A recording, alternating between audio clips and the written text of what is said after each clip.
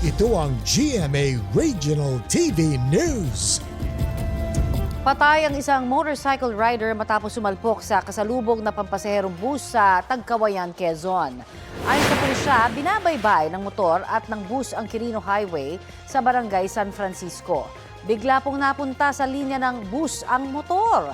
Sinubukan pa raw iwasan ng bus driver ang motorsiklo pero hindi kinaya dahil sa lapit ng distansya. Dead on arrival sa ospital ang rider. Sinusubukan pang makuhanan ng pahayag ang kanyang mga kaanak. Nasa kustudiya na ng mga otoridad ang bus driver na wala pang pahayag. Patuloy ang investigasyon. May mag-asawa namang sugatan matapos mahulog ang kanilang tricycle sa ilog sa barangay Santo Niño sa Hagonoy, Bulacan.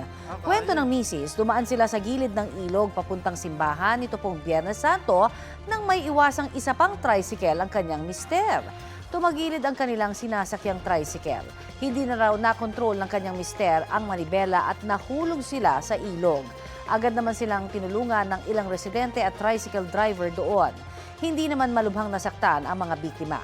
Wala rin pong ibang nadamay sa insidente.